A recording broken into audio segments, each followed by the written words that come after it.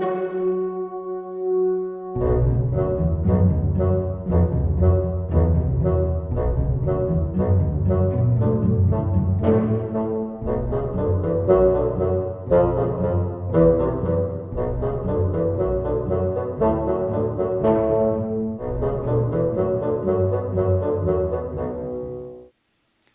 evening. Today, our fellow citizens, our way of life, our very freedom came under attack in a series of deliberate and deadly terrorist acts.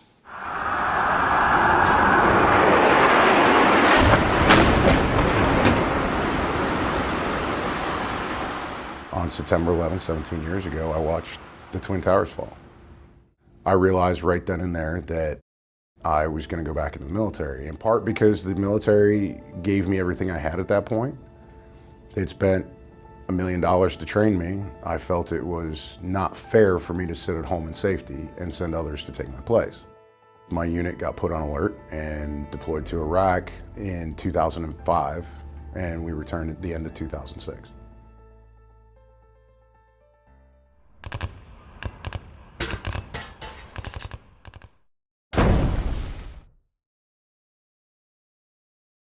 My time there can best be described as chaotic. That was right in the middle of the Civil War.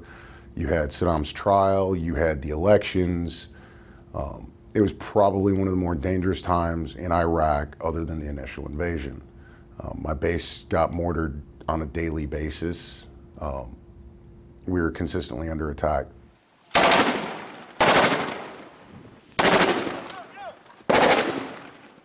Things like hypervigilance and super awareness and things like that save your life in Iraq and Afghanistan. But it's when you come home that it becomes an issue. I was on 42 pills a day, and I was able to exist, but I was never able to live.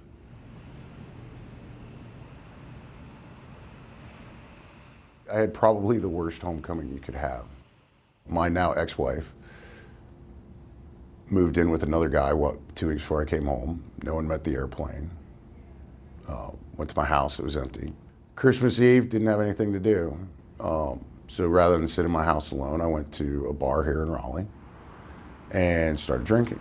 And then midnight hit, and I heard the church bells for midnight mass at Sacred Heart Catholic Church. And I realized that's where I needed to be, not getting hammered in a bar. And I went to walk into midnight mass, and they said, "We're full." And I said, "Please, I'll stand in the back. Just let me in." I just got back from Iraq. They said, "Fire marshal says no, come back in the morning." So I walked a few blocks to the War Memorial on the Capitol grounds, and I sat there because I'd gone there every Memorial Day. And spent about an hour coming up with the best way to kill myself.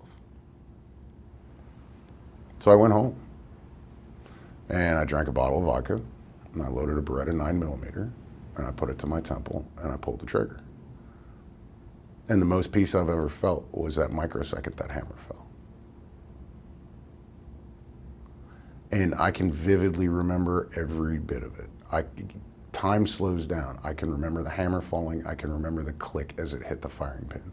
I remember hearing the round go off, and then nothing. The round malfunction. So I said, well, that didn't work. And at that point, I just kept drinking until I passed out. That was the first of 5. Posttraumatisch stresssyndroom is een stoornis waarbij na een blootstelling aan een traumatische beleving of een schokkende gebeurtenis, waarbij dan een vorm van acute stress overgaat in een chronische stress. Waarbij dat voor de patiënt op lange termijn heel grote gevolgen heeft en heel dysfunctionerend is binnen zijn dagdagelijks leven. Waar mensen het meest onder lijden is eigenlijk de nachtmerries. Dat is een beetje een hallmark-symptoom, het kernsymptoom van de posttraumatische stressstoornis. Wat uitputtend is, omdat je 's nachts wakker wordt, meent dat het trauma zich weer aan het opnieuw voordoen is. En dat het soms tot een paar uur kan duren voordat je weer die rust gevonden hebt en je slaap weer kan herpakken. Wat een spillover heeft naar de volgende dag, omdat je dan niet uitgerust bent, nou keer op keer op keer, kun je je voorstellen dat dat een slijtageslag geeft op het lichaam, dat het lichaam eigenlijk nooit meer in zijn natuurlijk herstel kan komen. En steeds in een soort van, ja, we noemen dat wel eens een standje oorlog staat. In een soort van hyperdrive staat. En allerlei autonome functies die ook niet meer dat kunnen doen, maar steeds maar daar blijven staan. Nou, dat slurpt energie. The best way to explain PTSD to somebody who doesn't have PTSD is we've all had that moment in our life. You know, whether it be a woman walking through a dark parking garage or, you know, a guy walking down the street where our fight or flight response kicks in and your adrenaline kicks up and the hairs on the back of your neck stand up and you become hyper aware and you get tunnel vision. So PTSD is like that small thing 1,000-fold permanently. Amarelo, vou tentar fazer uma parada muito louca aqui, você vê se você curte. I remember being in line at the store and going into my wallet to get the money, and because my hands were so bad and I couldn't really open my purse and I couldn't really stand up so well, so I had to like hold on the counter and then I had to like let go to go in my purse. And you know, and I'm 53 years old at the time this is happening. I'm not like 75 years old or anything like that. This is brand new to me. And I can hear the people behind me just going like, oh, and you know, and I can hear that. And I remember just kind of yanking my wig off my head. And I did it a couple of times. I remember yanking my wig off my head and being like, just back off. Just, you know, because there's this weird thing that happens where you have to start acting like you're sick or you get no respect.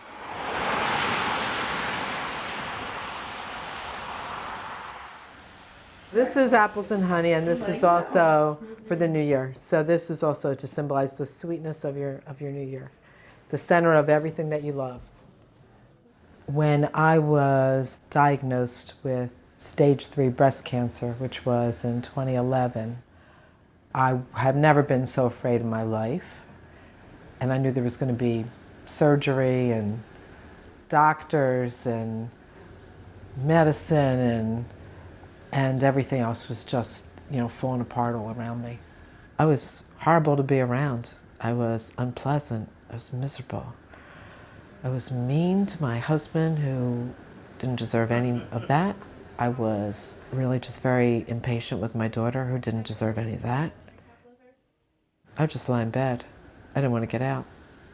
I didn't want to do anything. That's what depression is. It feels that there's depression for you. It feels like this is never going to end. Depressie is een stemmingstoornis waarbij er toch minstens 2 weken moet sprake zijn van 3 clusters van klachten. Dat gaat in eerste instantie over emotionele klachten. Een gebrek aan interesse, geen plezier meer kunnen hebben, een soort van apathie. En daarnaast ook een neerslachtige stemming. Mensen die zich heel triestig voelen. Tweede cluster, dat zijn vooral de lichamelijke klachten. Dat gaat over eetlust die gedaald of gestegen kan zijn. Slaapproblemen of net te veel slapen. En als derde cluster zijn de cognitieve klachten. Heel vaak geheugenstoornissen, moeilijk beslissingen kunnen nemen, besluiteloosheid. En uiteindelijk zien we bij de zwaarste depressies of bij de majeure vormen ook af en toe zwarte gedachten, suïcidale ideaties en zelfmoordneigingen. We schatten dat ongeveer 1 op 5 vrouwen binnen een levensloop toch een bepaalde mate van depressieve klachten vertoont. 1 op 10 mannen. Dat zijn grote cijfers. Ik denk dat wij in België toch mogen rekenen op een 3-tal zelfdodingen per dag. Dat betekent dat wij binnen Europa een van de hoogste toppen scheren, een hele hoge prevalentie.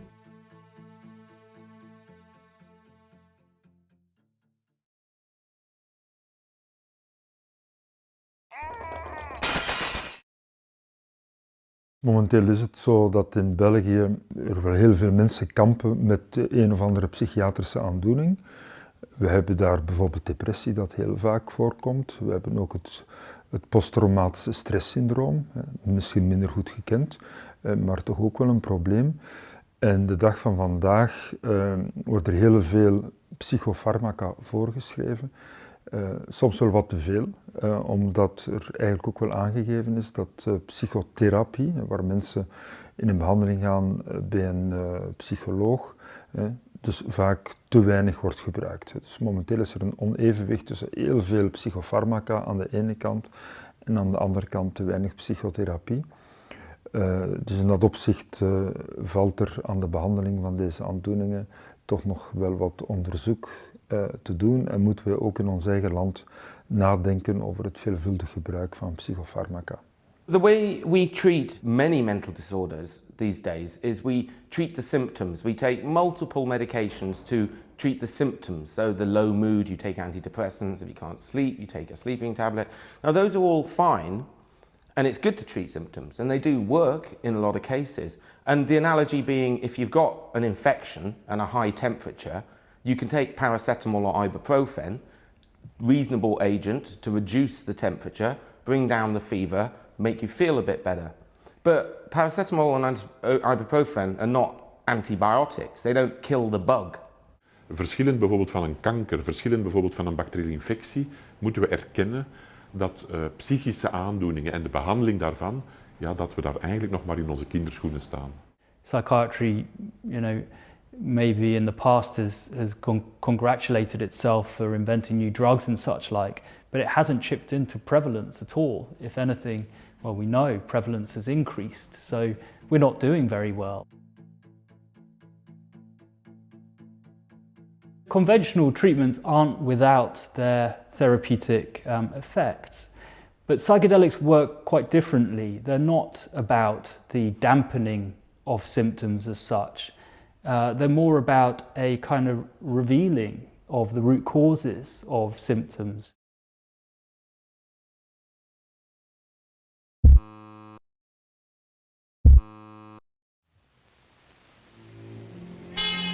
The word hallucination is defined as an apparent perception as by sight or hearing for which there is no real or external cause.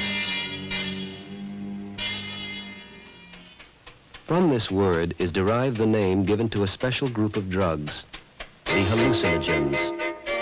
Among these drugs, the hallucinogens, are included mescaline, a chemical taken from the peyote cactus, psilocybin, extracted from a variety of Mexican mushroom, DMT, synthesized from the compound tryptamine, and of course, LSD-25, a derivative of lysergic acid, and currently the best known of the hallucinogens.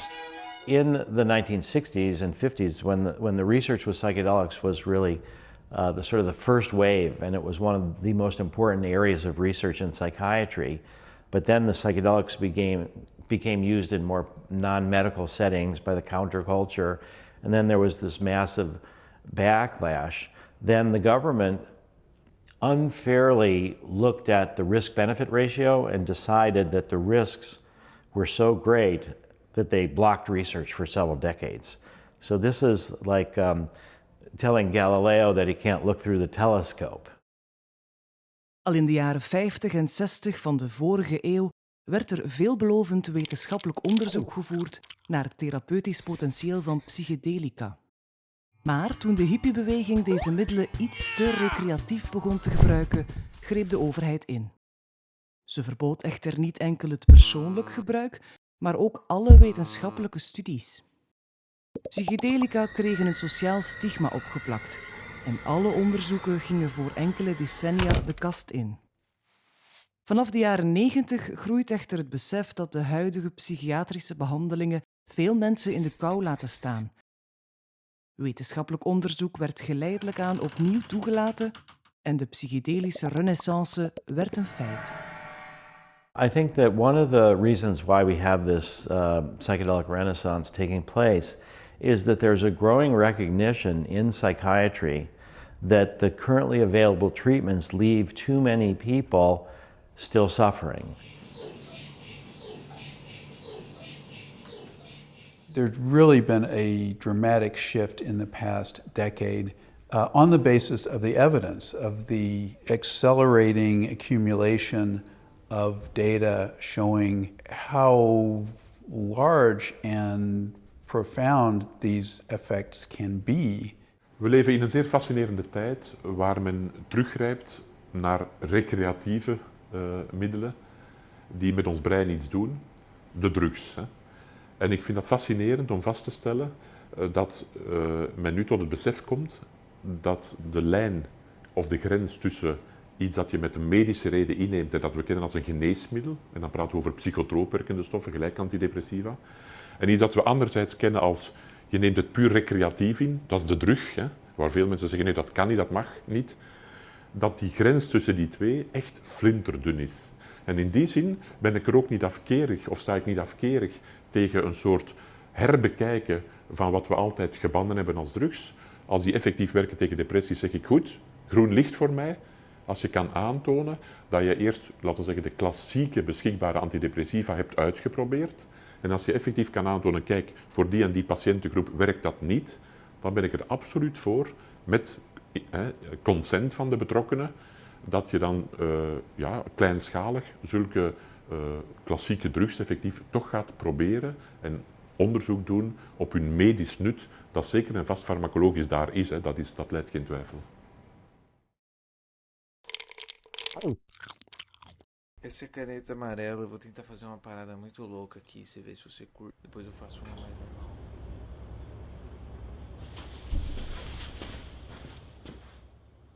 I was in normal therapy for pretty much the entire 8 years prior to the treatment. You ready to take your first capsule? Sure.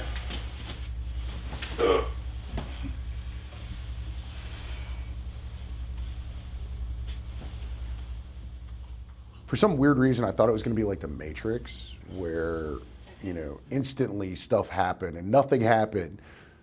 And I'm like, I think to myself, well, this is kind of lame. And then about 35, 40 minutes later, it kicks in.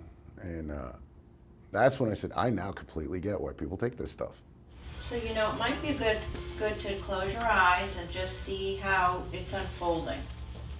Yeah, because that was actually kind of cool. Yeah. It's doing therapy while being hugged by everyone that loves you in your life in a bathtub full of puppies licking your face. I mean, it's a truly enjoyable experience to be on MDMA, I'm not going to lie. But it's also a lot of work. You're dealing with trauma. The MDMA-assisted psychotherapy sessions are 8 hours long, and all of the therapy sessions have 2 co-therapists together with the 1 participant.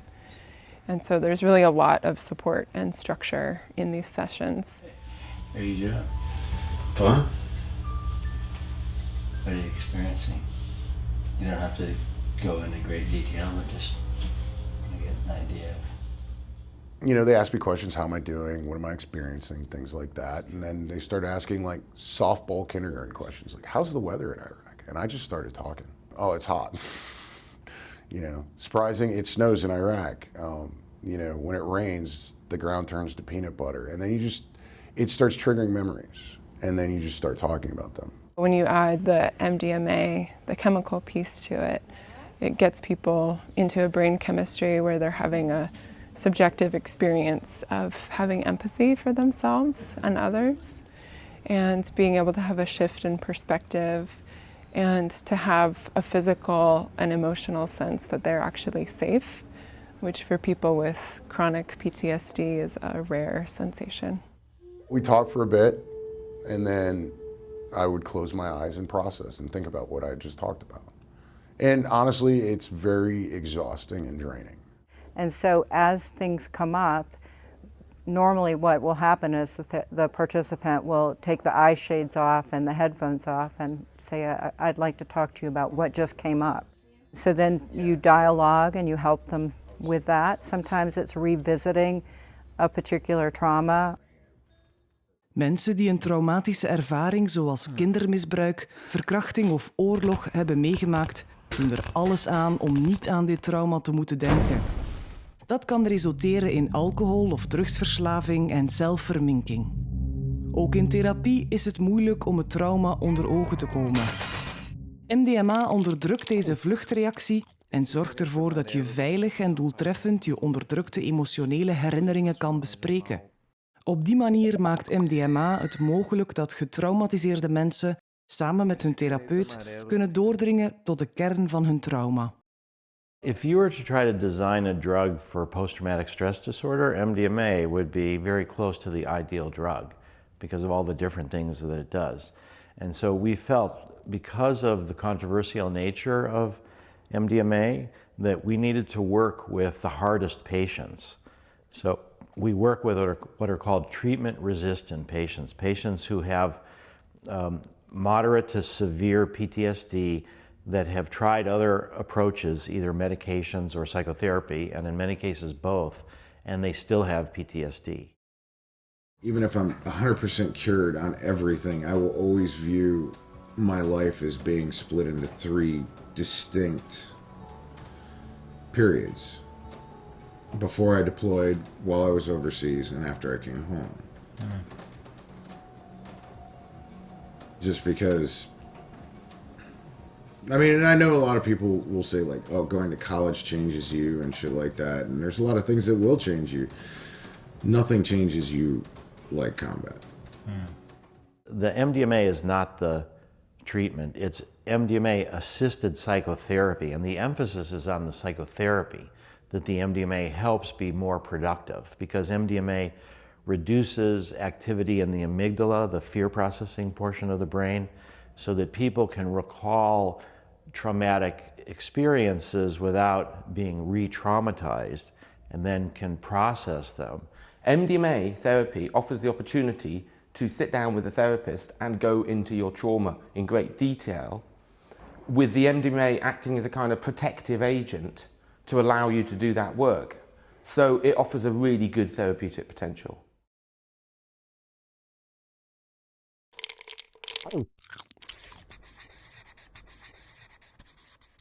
I'll never forget my second session at Hopkins with psilocybin, because that was life-changing. That transformed me.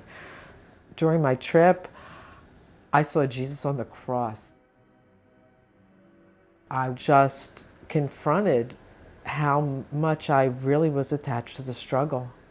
That struggle always made me feel justified. I saw myself crawling. I saw myself crawling through deserts. I saw myself crawling through mud. I saw myself crawling behind people, crawling in crowds. When I saw Jesus, I really got that it was really me just thinking the suffering just really made me holy. Like, wow, that was huge. That was huge. What is so incredible is that the healing potential of this form of treatment comes from the memory of one experience of a few hours. It's not a drug you have to keep giving. Mensen met een depressie hebben zeer vaak negatieve gedachtepatronen. Dit komt omdat ze steeds dezelfde destructieve verbindingen leggen in de hersenen. Hoe kan een therapeutische sessie met psilocybine hierbij helpen? Mensen beleven een psychedelische ervaring waarbij verschillende delen van het brein samenwerken die normaal niet met elkaar communiceren. De breinactiviteit wordt flexibeler, minder ingeperkt, meer open, wat kan leiden tot nieuwe inzichten. Met de juiste muziek en de steun van opgeleide therapeuten kan het individu in een positieve richting geleid worden en de negatieve gedachtepatronen doorbreken. That trip was me peeling away every layer. That trip was me going so deep inside. It was me letting go of lots and lots of beliefs about myself, and letting go of the belief that, you know, there's like some kind of big prize at the end of your life for how hard it was. We've been looking at psilocybin, the psychedelic ingredient found in magic mushrooms. We've been giving it to patients with quite severe and quite treatment-resistant depression. We show 2 representations of brain communication patterns. On the left-hand side, we have a representation of the brain during normal baseline conditions, in this case a placebo condition. And you can see there are different colors and they represent systems in the brain, like the visual system. And there are blobs within these communities, if you want, which represent regions in the brain. What's going on at baseline is most of the communication is going on within a system. So visual regions talk mostly with other visual regions. Now you look at the psychedelic brain and you see all this interesting crosstalk going on between the systems. The amount of connections is the same, but the distribution is really quite different. Yeah. Psychedelics just enable you to go deep inside and to not see things with the same eyes you've been looking at everything else in your life that's taken you to this very unhappy place. It's the perception. You need to look at something with new eyes, and that's what psychedelics does for people.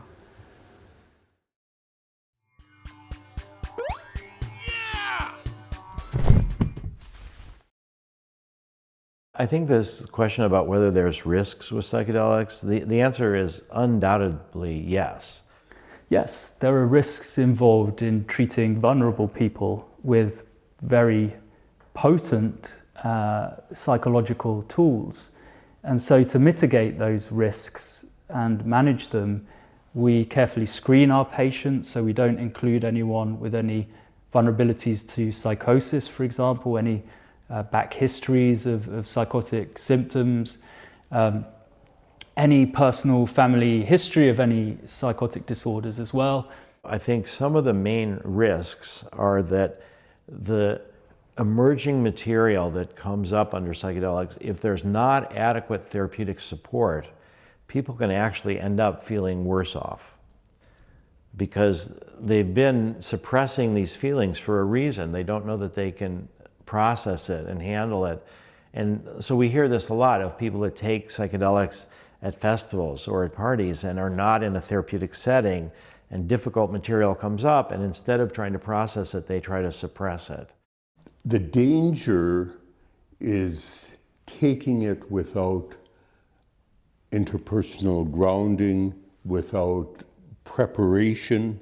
If you just take the drug without knowing what you're doing, or if a doctor gave you the drug without understanding it as just another drug, you could get into panic and paranoia and confusion. We're in the Netherlands here for a training for therapists who are going to work on research with MDMA-assisted psychotherapy for post-traumatic stress disorder. So we're expanding our U.S. trials into Europe. We're not training therapists from scratch. We're training well-trained, established therapists how to use this method. Drugs like this need to be treated with respect. It's not a trivial thing, and people need proper preparation and proper support afterwards. It's not that I have the answers precisely for a particular person to heal through their trauma, but I really see my job and the skills I've been trained to offer as facilitating somebody getting in touch with their answers inside and their ability to know how to proceed on their healing path. One of the risks that people have worried about the most is that people will become addicted to the psychedelics, that these are considered drugs of abuse, and now here it is, we're giving MDMA or psilocybin to people, and will they become addicted to these drugs? And we don't find that. Als je praat over verslaving, wees dan heel duidelijk, is het de psychische component die je bedoelt of is het de fysieke component? Want die fysieke component, als die ook aanwezig is, neem nu bij heroïne, dat is prototypisch, ja, dan praat je toch wel over een zeer gevaarlijke stof, waar we, vind ik, als toxicoloog extra mee moeten opletten. Maar puur als farmacoloog, om nu te zeggen, psilocybine en LSD geeft echt een fysieke afhankelijkheid gelijk heroïne, dat is mij niet bekend. We've done one study where we tracked people 3.5 years on average after receiving MDMA. And people with trauma understand that when they go through the MDMA-assisted psychotherapy, it's not like they take a drug and all of a sudden they're happy and everything's fine. Several people have said, I don't know why they call this ecstasy, because they're processing painful experiences. So that's not something that people want to repeat without the support from the therapy. So the concern that these drugs will contribute to addiction seems completely unfounded. Je moet echt ook alles wel ook durven vergelijken met elkaar en zeker en vast niet al deze psychoactieve stoffen op één lijn zetten en zeggen van kijk, ik demoniseer ze, ze moeten allemaal op de brandstapel, want ze zijn per definitie allemaal psychisch en fysiek afhankelijkheid. Dat is niet zo. De vraag, wat is nu een geneesmiddel dat psychotroop werkt en mensen met een psychische ziekte kan helpen en wat is een drug die we dan liever niet willen? Daar zeg ik, je moet kijken of dat er een ernstige reden is om iets in te nemen. Dus is er een medisch verantwoorde reden? Is die er? Dan zeg ik, kijk, dan is voor mij een drug niet noodzakelijk een drug, dan mag je dat perfect nemen. En laat mij het voorbeeld geven ook bijvoorbeeld van cocaïne en morfine. Dat zijn toch echt wel verslavende stoffen. Wel, als je die in een medisch kader ziet, voor cocaïne bijvoorbeeld bij een neus-, keel- en ooronderzoek, zelfs de dag van vandaag is dat perfect legaal. Je moet een operatie ondergaan aan je polypen. De neus- en keel- en oorspecialist zal u een soort sonde geven met cocaïne om te verdoven. Niemand maakt daar eigenlijk problemen over, dat is gerechtvaardigd. In de pijnkliniek, in geriatrie, gebruikt men morfine. Niemand zal zeggen, ja maar dat mag toch niet? Nee, een zekere levenskwaliteit is onder bepaalde omstandigheden gerechtvaardigd. En toch is het morfine dat op zich heel verslavend is. Dus ik wil aantonen dat zelfs voor de klassieke harddrugs, die een breed publiek kent, dat er actueel heel veel ook medisch verantwoord wordt toegepast. If it's approved, it will only be allowed to be administered directly to patients in a licensed clinic. So people couldn't go to the pharmacy and just get it, because we want to make sure that it's used wisely with proper support, and the therapists at the clinic have to have the proper training in how to use this medicine safely and effectively. So that's an important part of what we're trying to accomplish.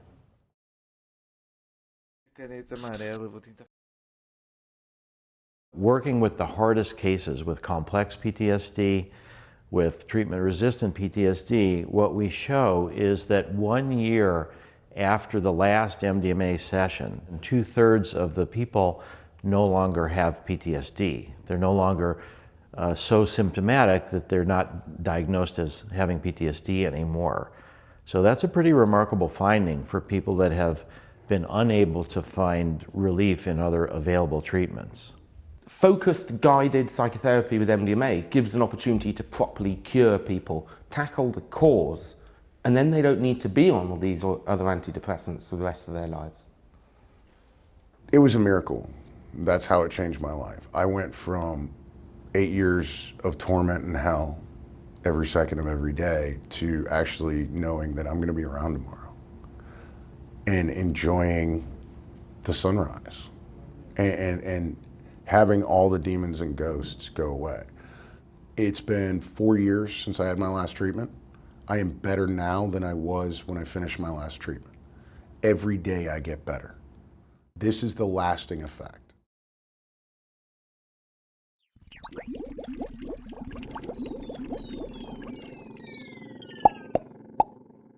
The psilocybin treatment made me realize how much more I had than I saw. I'm much more a positive person than I was. I don't blame the world for my problems. So we found really quite marked, quite large drops in depressive symptoms very quickly after the treatment. Patients are often describing feeling well the next day. They describe a kind of afterglow of lightness, of space, of being unburdened by their ruminations, their negative thoughts, their heavy depression is kind of lifted like a cloud dissipating. And this can really last quite a long time, for a few months we've seen in our trial, yeah.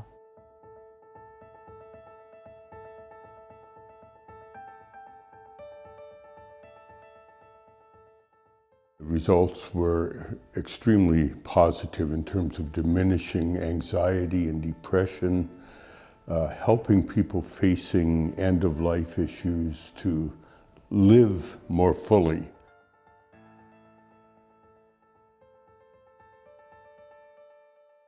Instead of constricted consciousness, there's an openness and a appreciation of other people and nature and a sense of treasuring whatever time they have left in this particular life instead of lying in bed feeling sorry for themselves.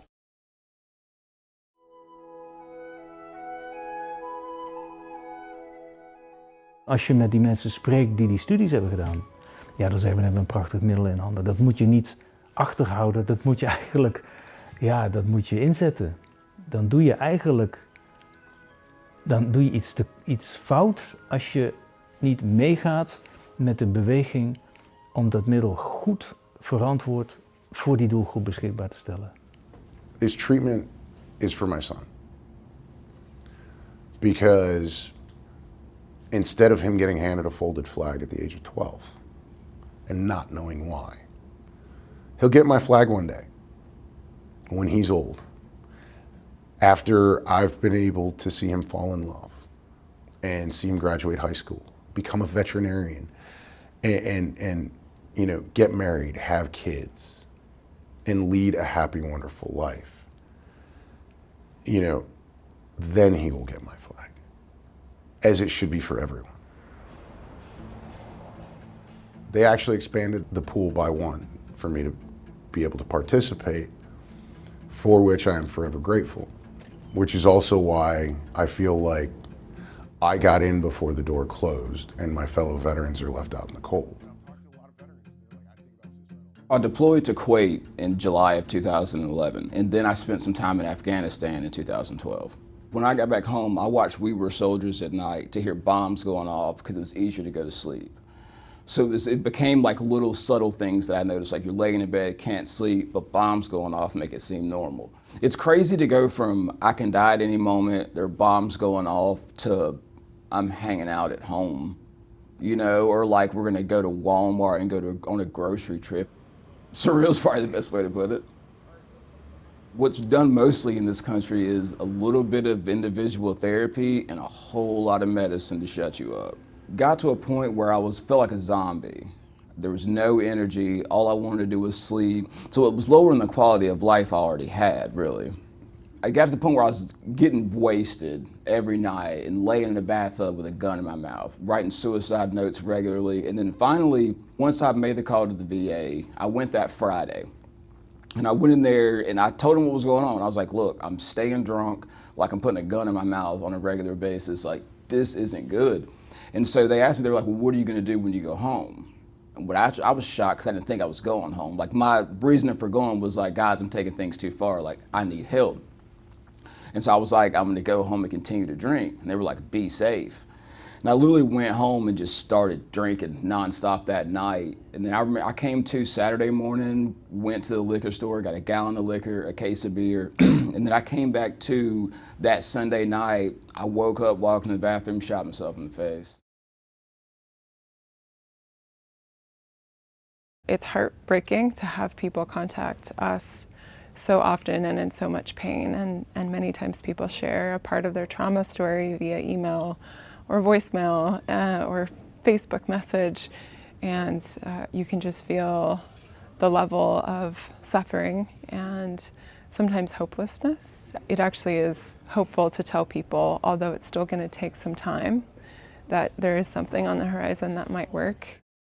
Wel, ik versta dat er maatschappelijk gezien nog een soort taboe is, waar men schrik heeft om drugs nu ineens te gaan medicinaliseren. Enerzijds begrijp ik dat, maar dat komt ook uit een bezorgdheid omdat men te veel veralgemeent.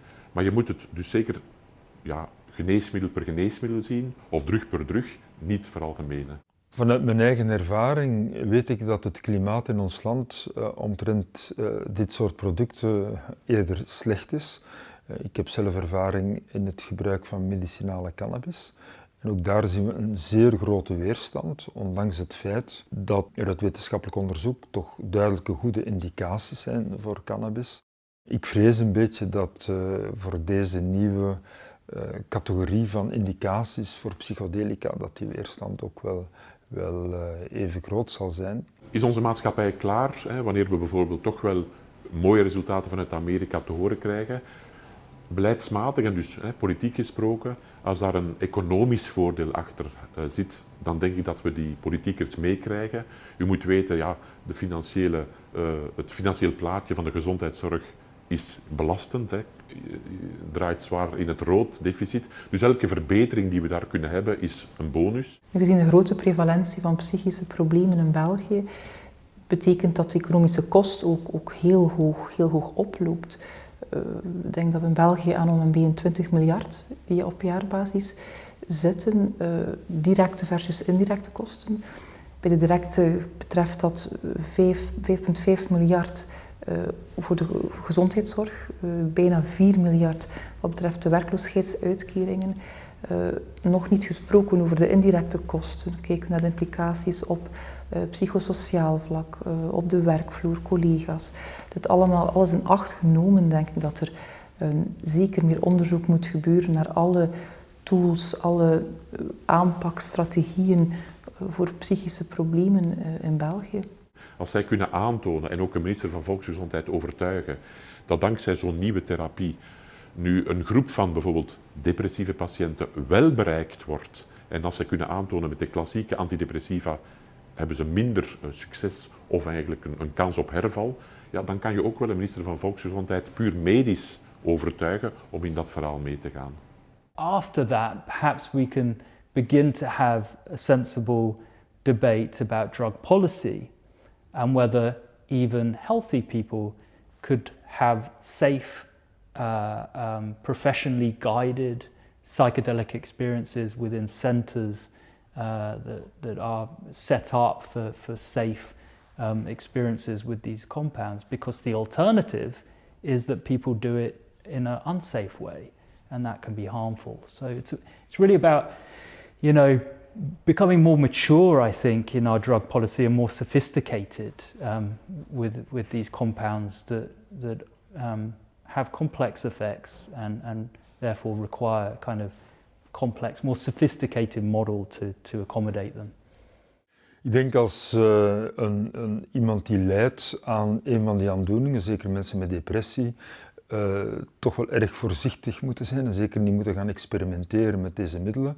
Het moet heel duidelijk zijn dat deze middelen eigenlijk vooral zijn uitgetest in het kader van psychotherapie. Maar als mensen helemaal niet goed meer weten van wat houdt pijlen maken, zou dit mogelijk wel een oplossing kunnen zijn, maar ik weet eerlijk gezegd niet in ons eigen land waar men terecht kan. Als ik de resultaten lees en ik moet nu in mijn eigen therapeutische praktijk mensen die daar ook dan weer over gelezen hebben zeggen van ja, maar kunnen het nog niet toepassen, dan moet je eigenlijk in de wachtrij gaan staan, want we zijn nog niet zo ver. Ja, dan jeuken mijn vingers. Treatment not being legalized for everyone and available, to me it's infuriating because they know that people need help. You have 23 veterans a day committing suicide. So clearly PTSD is an issue. I think the people that have a hand in making the decision about whether or not the treatment is available, I'd like for them to actually spend time with some people that have PTSD, spend some time with people that have been through the program, and look at it as a beneficial thing instead of just some political argument to have.